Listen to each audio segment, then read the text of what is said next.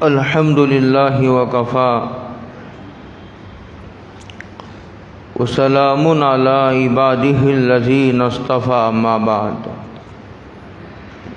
اعوذ باللہ من الشیطان الرجیم بسم اللہ الرحمن الرحیم انما الصدقات للفقراء والمساکین والعاملین علیہا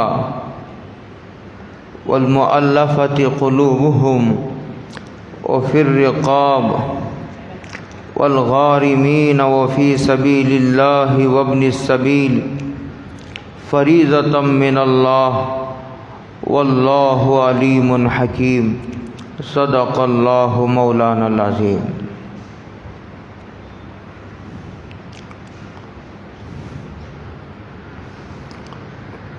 گزشتہ جمعہ زکوٰۃ سے متعلق کچھ بنیادی اور اساسی اور اس کی فضیلت سے تعلق رکھنے والی باتیں آپ حضرات کے گوش گزار کی گئی تھی۔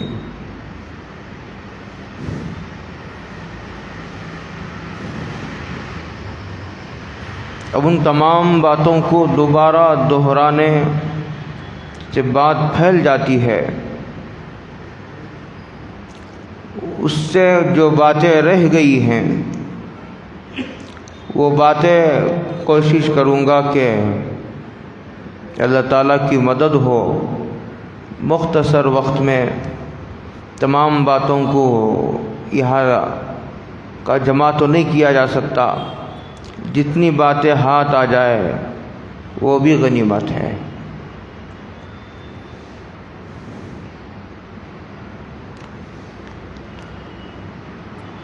آخرت میں کوئی انسان کسی انسان کا محتاج نہیں ہوگا۔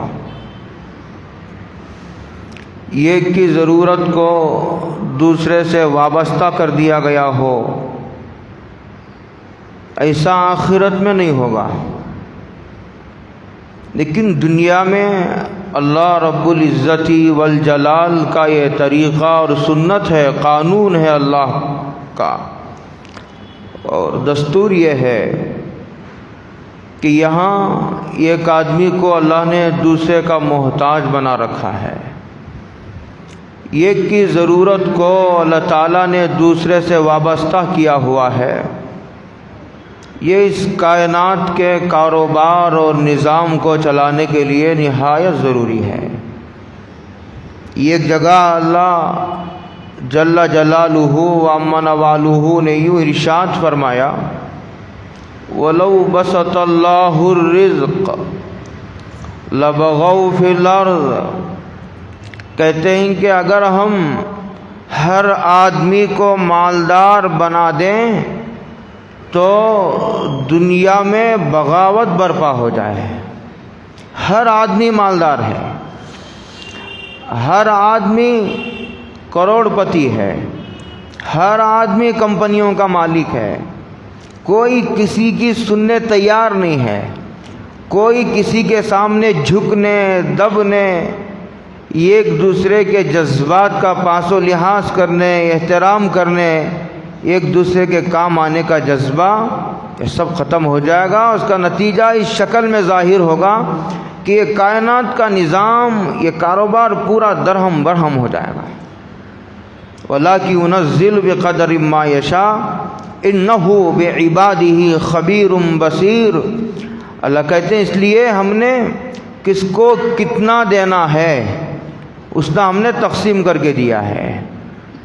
کس کو مالدار بنانا ہے، کس کو غریب بنانا ہے، کس کو کتنا دینا ہے، کس کو نہیں دینا ہے۔ اللہ کہتے ہیں یہ تقسیم میری تقسیم ہے اور اس کا نفع آپ ہی کی طرف لوٹ کر جائے گا۔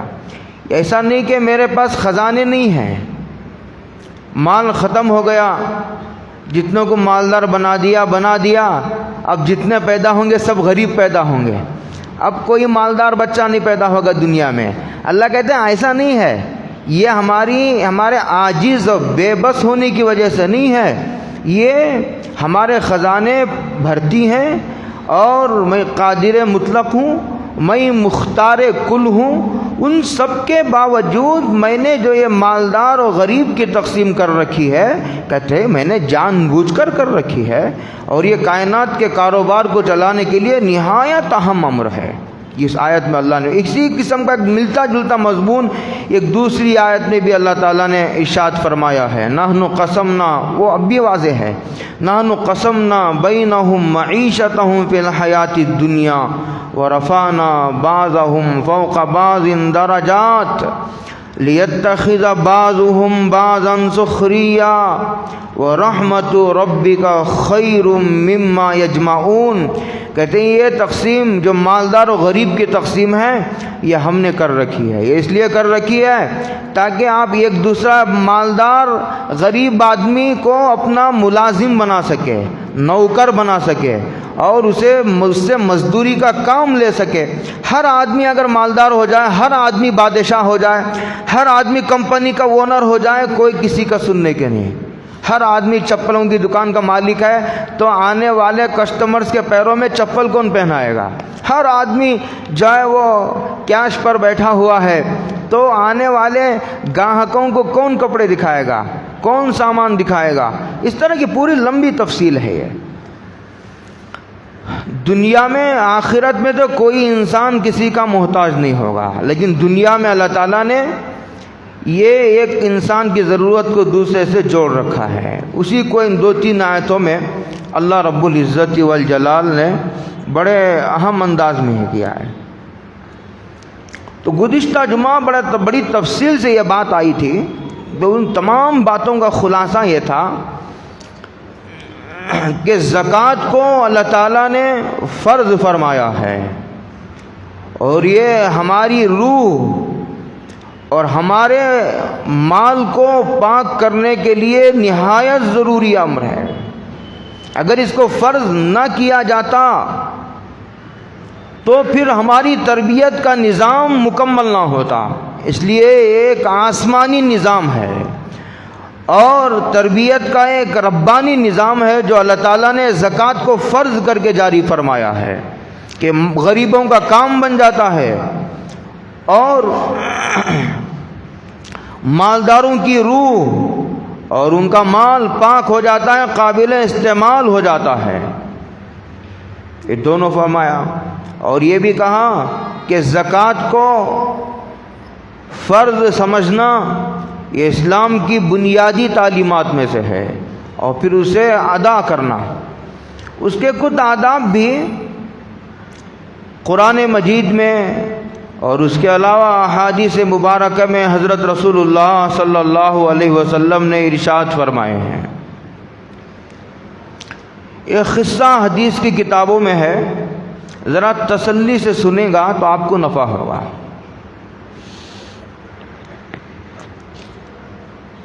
بعض روایتوں میں آتا ہے کہ ان کا نام حاطب بن بلتعہ تھا، یہ ثعلبہ بن حاطب تھا۔ بعضوں نے اس کا انکار بھی کیا ہے کہ یہ عام منافقین کے بارے میں ہے۔ بہرحال قصہ تو حدیثوں میں ہے، ناموں میں اختلاف ہے۔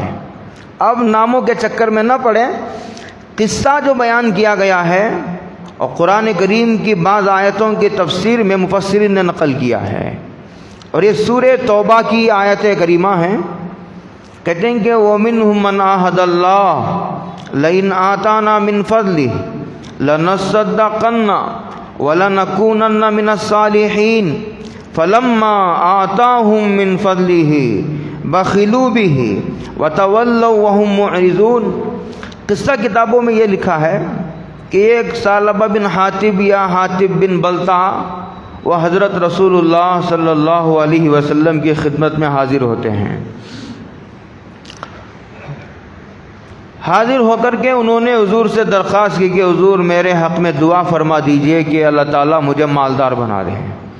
حضور نے ان کو سمجھایا کہ بھائی مال کے حقوق ادا کرنا یہ سب کے بس کی بات نہیں ہے۔ وہ اصرار کرتا رہا، اصرار بڑھتا رہا۔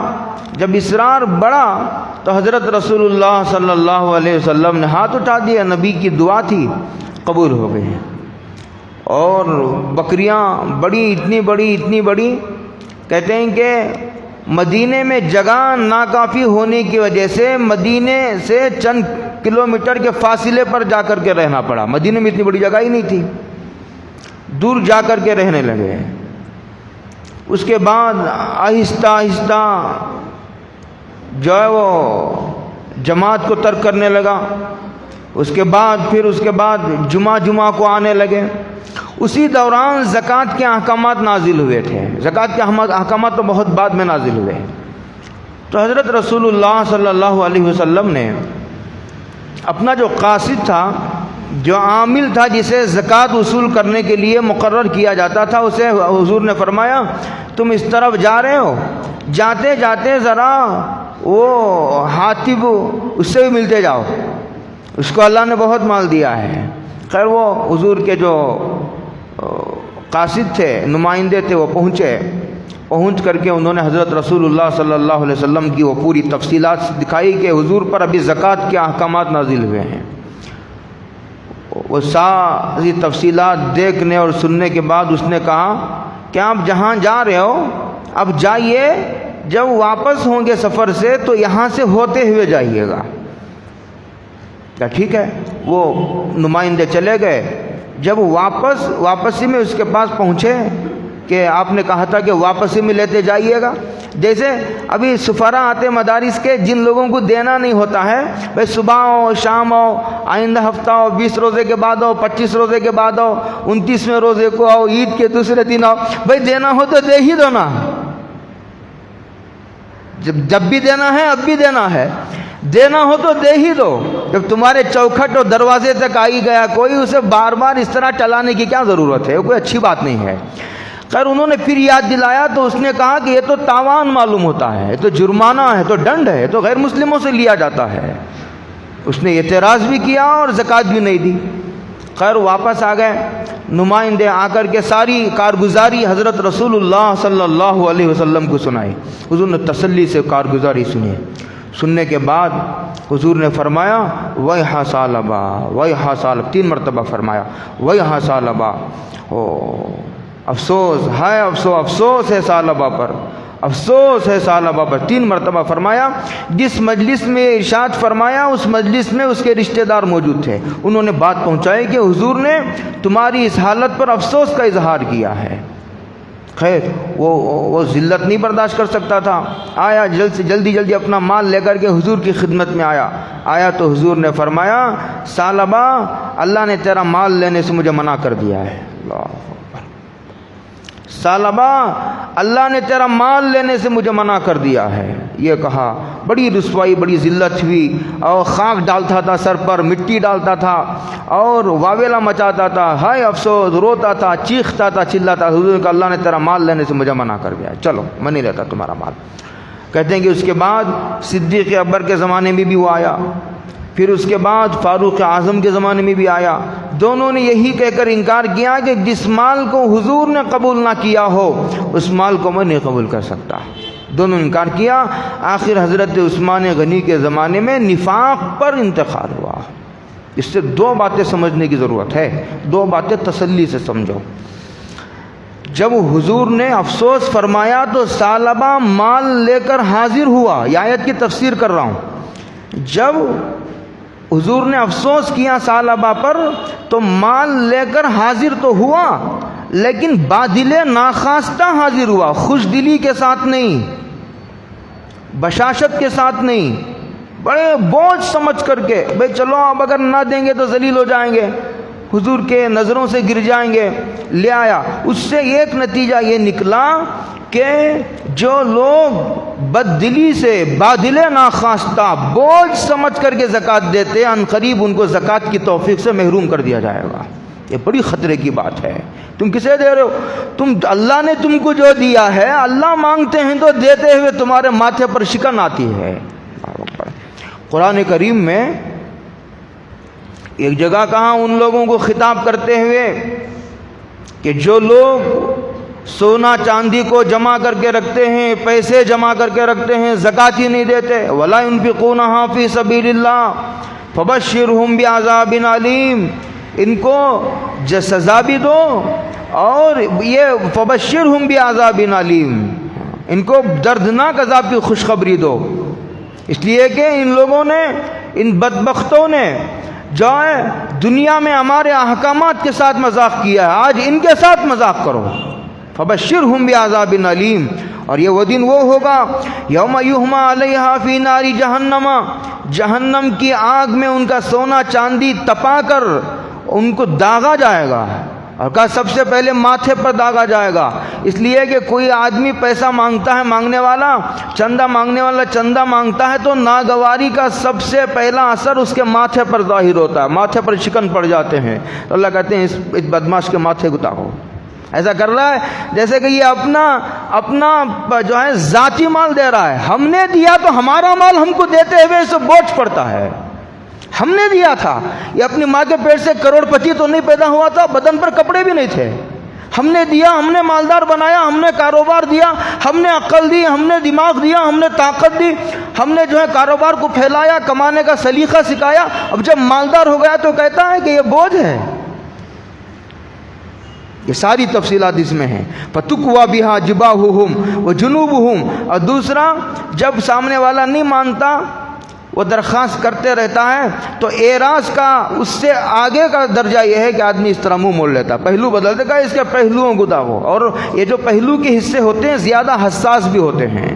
اس کے بعد فرمایا جب آدمی دینا ہی نہیں ہوتا تو اٹھ کر پیٹ دکھا کر چل دیتا ہے، قرآن کریم نے کہا وَظُهُورُهُمْ، ان کے پیٹوں کو داغو، اور یہ کہا جائے گا ان کو قیامت کے دن ایک سانپ اژدہا جو ہے ان کے مال کو، ان کے مال و دولت کو، سونا چاندی کو اژدہا بنا کر کے وہ کہے گا، ان کو ڈستا رہے گا، دو جبڑے بکر کر کے کھاڑے گا، وہ کہے گا ھذا مالک ھذا کنزک، میں تمہارا مال ہوں، میں تمہارا جمع کیا ہوا سونا چاندی ہوں، تمہاری دولت ہوں۔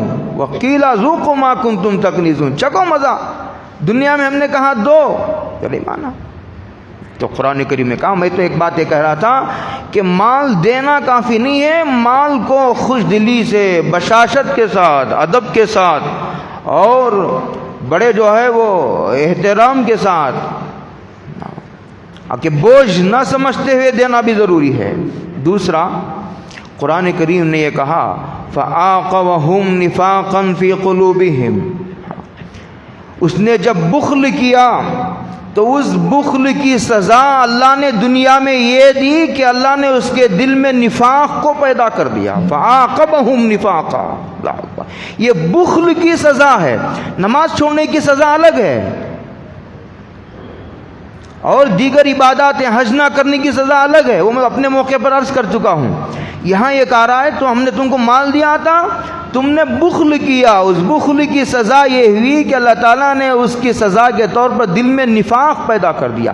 نفاق کفر ہے کہ آدمی زبان سے کہتا ہے میں مسلمان ہوں، اندر سے مسلمان نہیں ہوتا، اس کو کہتے ہیں منافق۔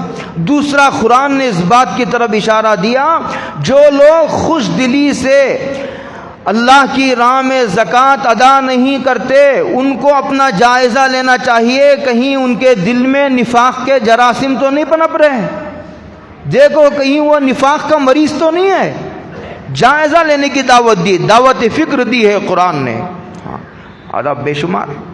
اور دوسری بات جو ہے، جو لوگ اس طرح کرتے ہیں، اور یہ ایک اور دوسری طرف ایک اور واقعہ قرآن کریم میں ذکر کیا گیا ہے سورہ قلم میں، اس کا پورا خلاصہ یہ ہے، یمن کے کسی علاقے میں جس کا نام مفسرین نے زروان بدلایا ہے، کہتے ہیں اس علاقے میں ایک باپ، اس کے کئی بچے تھے، 3 بچے تھے، ان کا بہت بڑا باغیچہ تھا، بہت بڑا باغ تھا، اور جس دن اس کے پھل توڑے جاتے تھے غریب حاضر ہوتے تھے، اس کا باپ غریبوں کو دیتا تھا، توڑتے ہوئے جو پھل زمین پر گر جاتے ہیں، ان کی ٹوکریوں میں نہ آتے، زمین پر گرے ہوئے سارے کے سارے پھل وہ غریبوں کے تھے، یہ اس کا طریقہ تھا باپ کا۔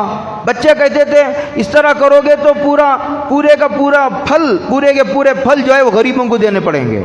خیر باپ نہیں مانتا تھا، جب باپ کا انتقال ہوا بچوں کی روش بدل گئی، اسی لیے بچوں کو بھی سکھانا چاہیے، زکوٰۃ کی اہمیت بتانا چاہیے، ان کو دینے کا ان کے اندر ایک جذبہ، دائیا مزاج پیدا کرنا چاہیے۔ بچے مال خرچ کرنے کی چیز ہے، بولتے بھی رہیں، اپنے عمل سے بھی ان کے اندر یہ بات پیدا کرنے کی کوشش کریں۔ یہ بات گھر کے ذمہ داروں کی ہے، یہ بات باپ کی ذمہ ہے، جو باپ مالدار ہے۔ اس لیے بہت مرتبہ ہم دیکھتے ہیں کہ باپ گیا دنیا سے، سارا سلسلہ ختم ہو جاتا ہے، نہ وہ مدرسے کو دیتے بچے، نہ مسجد کو دیتے، اس لیے کہ باپ نے سکھایا نہیں دینا۔ چل بچے روکے تو انہوں نے یہ فیصلہ کیا کہ ہم ایسا کریں گے، جلدی جلدی صبح جا کر کے ہم توڑ کر آئیں گے تاکہ کوئی غریب آ ہی نہ سکے۔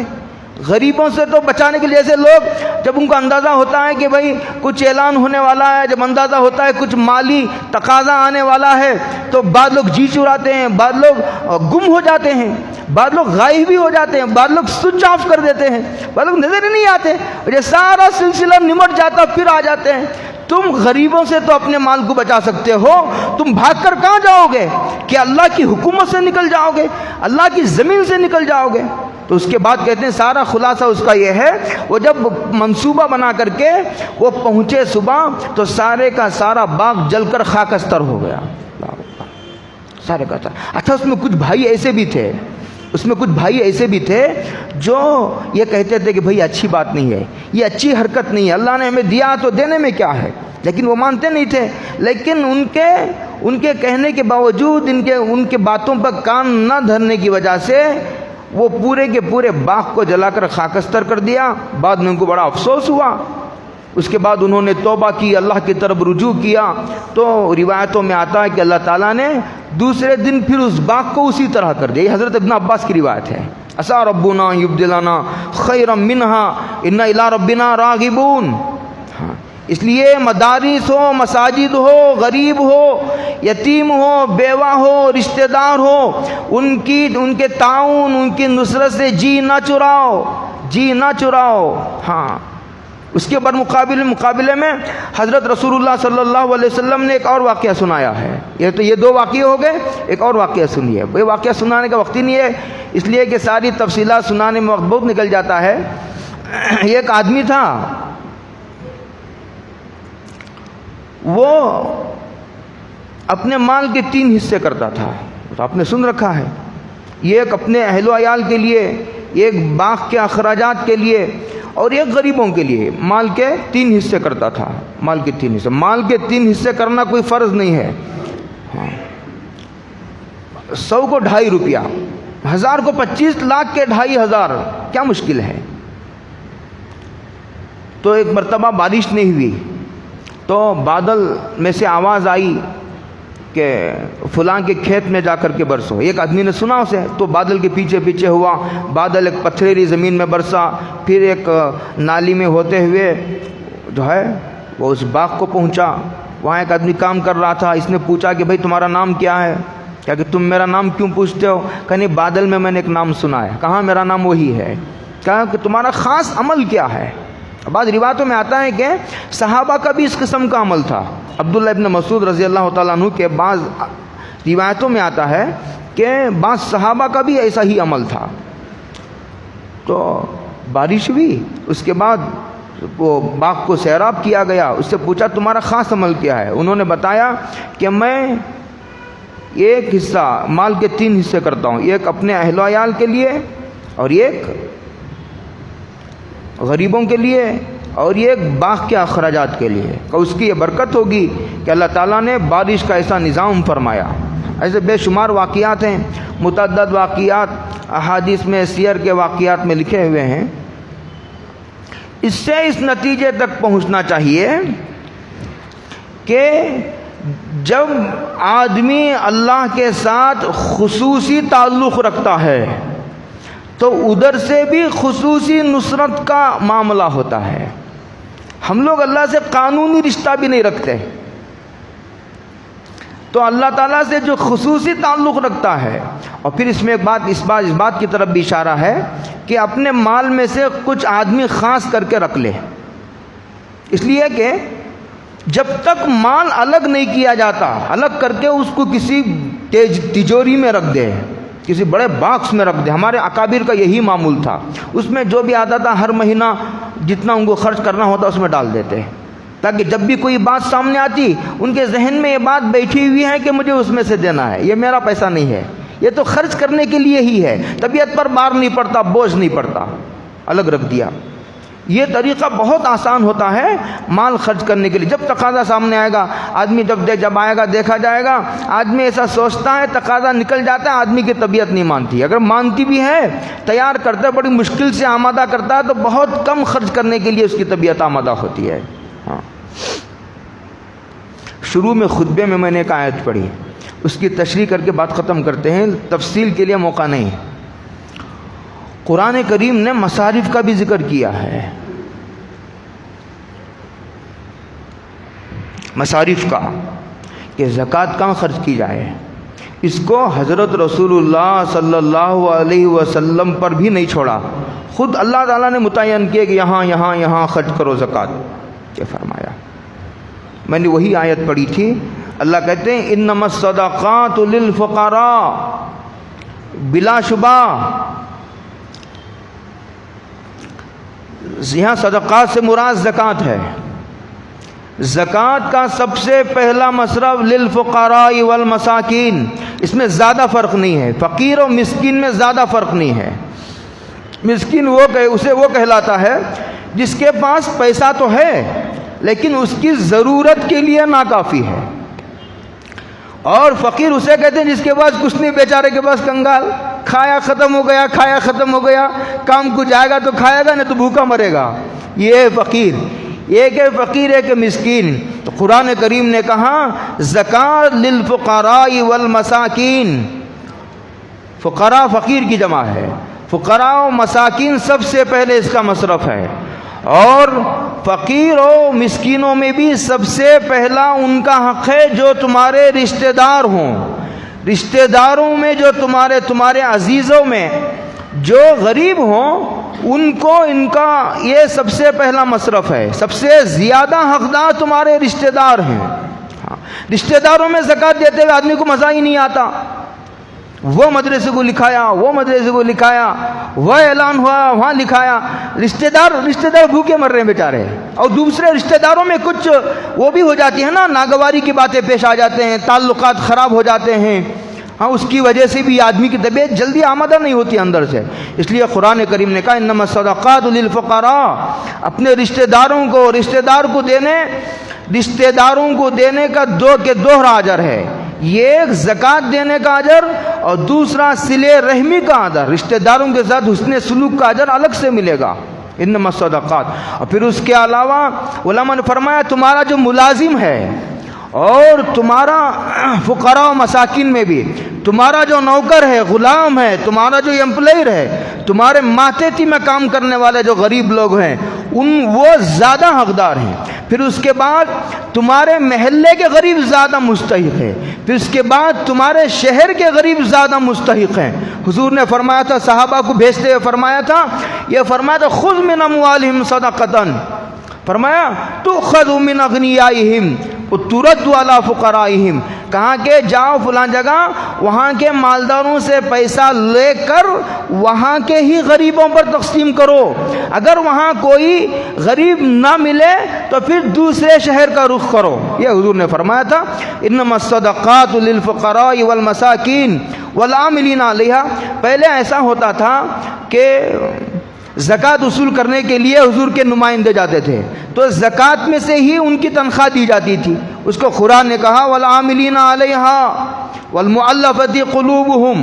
یہ ایک آدمی اسلام قبول کیا، بیچارہ نیا اسلام قبول کیا ہے، ابھی اسلام پر اس کا دل جمع نہیں ہے، ٹھہراؤ نہیں پیدا ہوا، تو ایسے لوگوں کو بھی زکوٰۃ دی جاتی تھی، جا کے اسلام کے اس نظام سے متاثر ہو کر اس ایمان ان کے دل کی گہرائیوں میں پیوست ہو جائے اور ایمان کی جڑ مضبوط ہو۔ والمؤلفۃ قلوبہم، اس میں بڑی تفصیلات ہیں۔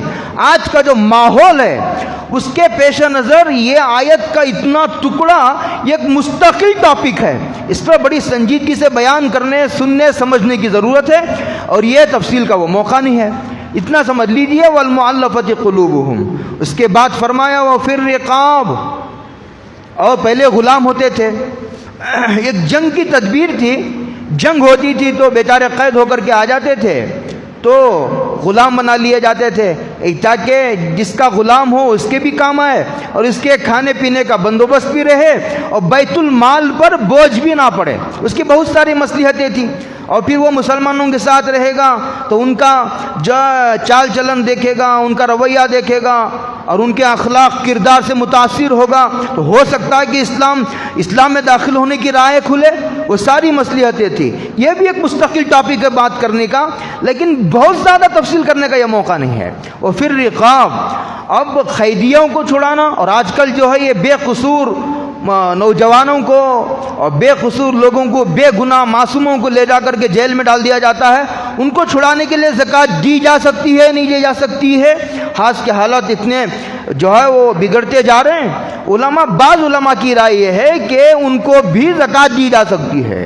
اور پھر رقاب والغارمین, قرض ہے, بیچارے پر کوئی حادثہ آ گیا, دکان جل گئی یا زلزلہ آ گیا یا اور کوئی مصیبت آ گئی, زمینی یا آسمانی بلا, یا بارش آ کر کے گھر ہی بہہ گیا اور بیچارہ قرض دار ہو گیا, مقروض ہو گیا, یا نہیں تو کوئی بڑی بیماری لاحق ہو گئی, اس کے علاج کے لیے بہت بڑا پیسہ لگا, وہ بیچارہ قرض مقروض ہو گیا, تو کہتے ہیں اس کے قرض ادا کرنے کے لیے بھی زکوٰۃ دی جا سکتی ہے.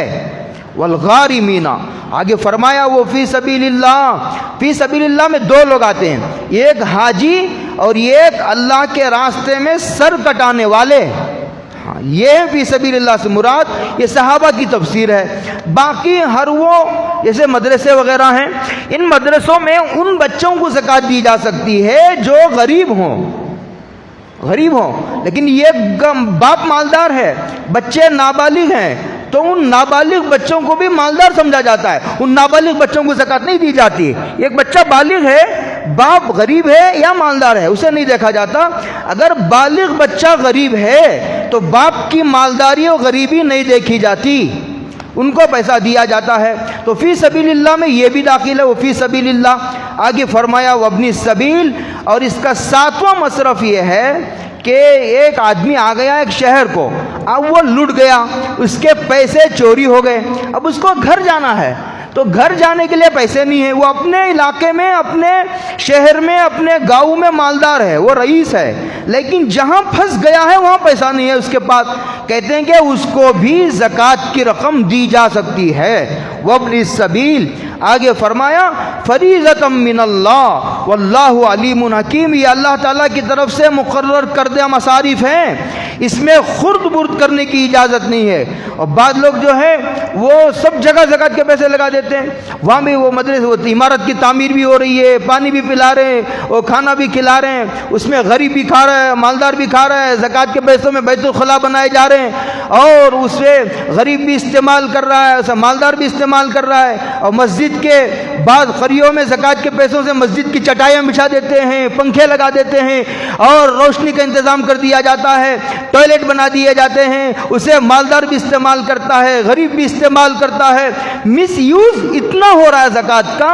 اگر مالدار 100% زکوٰۃ دینے پر آ جائے اور زکوٰۃ کا مس یوز نہ ہو, تو یہ جو پورا معاشی نظام میں اتھل پتھل درہم برہم نظر آ رہا ہے, یہ سارے کا سارا نظام اپنی جگہ سیٹ ہو جائے. یہ اسلام کا دعویٰ ہے اور یہ اپنی جگہ بالکل صحیح ہے. فریضۃ من اللہ واللہ علیم حکیم. اس کے علاوہ دو ایک باتیں اور سن لیجئے جو حدیثوں میں آئی ہے. یہ ایک بات تو یہ ہے کہ شوہر بیوی کو, بیوی شوہر کو نہیں دے سکتی, اس لیے کہ دونوں کے جیب تو الگ ہیں, لیکن دونوں کے اخراجات تقریباً مشترک ہوتے ہیں. وہ دونوں, تو بیوی شوہر کو, شوہر بیوی کو زکوٰۃ دینے کا یہ مطلب ہو جائے گا کہ اس جیب سے زکوٰۃ نکالی اور اس جیب میں ڈال لیا, یہ ہو جائے گا. دوسرا, اصول کو زکوٰۃ نہیں دیا جا سکتا, فروع کو نہیں دیا جا سکتا. اسے ذرا سمجھ لیجئے. اصول کہتے ہیں ان لوگوں کو جن سے ہم پیدا ہوئے ہیں, جیسے ماں ہے, جیسا ہماری ماں ہے, جیسا باپ ہے, جیسے اوپر دادا ہے, دادی ہے, نانا ہے, نانی ہے, ان کو زکوٰۃ نہیں دی جا سکتی. یہ مقدس رشتے ہیں, ان کا احترام ضروری ہے اور ان کا نان و نفقہ ہمارے اوپر واجب ہے. اس کے علاوہ فرو ان کو کہا جاتا ہے جو ہم سے پیدا ہوئے. ایک تو وہ لوگ جن سے ہم پیدا ہوئے، ایک وہ لوگ جو ہمارے سے پیدا ہوئے. جیسے ہمارا بیٹا ہے، جیسے ہمارے بیٹی ہے، ہمارا پوتا ہے یا پوتی ہے، نواسا ہے، نواسی ہے، نیچے تک جہاں تک بھی چلے جائے ان کو زکوٰۃ نہیں دی جا سکتی. اور اس کے علاوہ حضرت رسول اللہ صلی اللہ علیہ وسلم کا جو خاندان ہے بنو ہاشم، جو ہاشمی کہلاتے ہیں، ان کو زکوٰۃ نہیں دی جا سکتی، سادات کو زکوٰۃ نہیں دی جا سکتی. یہی علماء کا پہلے بھی فتویٰ تھا، اب بھی یہی فتویٰ ہے. لیکن اگر کسی علاقے میں لوگ زکوٰۃ کے علاوہ 1 روپیہ بھی نہیں دینا چاہتے، حالانکہ یہ مزاج بگڑا ہوا مزاج ہے، بھئی زکوٰۃ دینے سے، زکوٰۃ سے سارے ضرورتیں نہیں پورے ہوتی. کبھی کہیں مسجد بنانا ہوتا ہے کہ مسجد کی جگہ لینا ہوتا ہے، کہیں جو ہے وہ اسکول بنانا ہوتا ہے. ایسی جگہ سارا ڈیپینڈ اگر زکوٰۃ پر کر دو گے تو زکوٰۃ تو بہت مختصر مال ہے، اس سے ملت کی پوری ضرورتیں نہیں پوری ہوتی. اس لیے لوگوں کو یہ مزاج بنانا چاہیے زکوٰۃ کے علاوہ بھی خرچ کرنے کا آدمی کو مزاج بنانا ضروری ہے، نہیں تو ملت کی بے شمار ضرورتیں ایسی ہیں جو ادھوری رہ جائیں گی. جیسے ہم نے 2-4 مہینے پہلے حجاب کا معاملہ دیکھا. ہم نے کہا کہ مسلمانوں، تم جہاں شادی محل بناتے ہو، تم اپنے اسکول کیوں نہیں بناتے؟ تم اپنے کالج کیوں نہیں بناتے؟ کیا کالج اسکول کو زکوٰۃ کے پیسوں سے بناؤ گے؟ غریب بھوکے مر جائیں گے. بھائی تم اپنا الگ سے خاص مال خرچ کرو اس کے لیے، تم اپنی اسکول بناؤ، اپنی کالج بناؤ، اپنی کانوینٹ بناؤ. یہ اس لیے خلاصہ میرا یہ ہے کہ زکوٰۃ سے ملت کی پوری ضرورتیں تمام نہیں ہوتی، اس لیے زکوٰۃ کے علاوہ بھی خرچ کرنے کا آدمی کو اپنے اندر داعیہ اور مزاج پیدا کرنے کی ضرورت ہے. یہ مختصر باتیں تھی. تو سادات کو ہم زکوٰۃ نہیں دے سکتے، اللہ عمل کی توفیق عطا فرمائے. اس لیے کہ یہ حضرت رسول اللہ صلی اللہ علیہ وسلم کے خاندان کے لوگ ہیں، ان کا احترام ہم سب کے ذمہ ضروری ہے. ان کے اس لیے کہ حضور نے یہ نہیں چاہا کہ ان کو زکوٰۃ دی جائے. جب حضور نے نہیں چاہا، حضور کی چاہت اور حضور کی خواہش اور ان کی مراد کا لحاظ کرنا، اس کا احترام کرنا ہر ادنا سے ادنا مسلمان کی ذمہ ضروری ہے. یہ مختصر باتیں تھیں، باتیں تو بہت ہیں لیکن وقت پورا ہو گیا.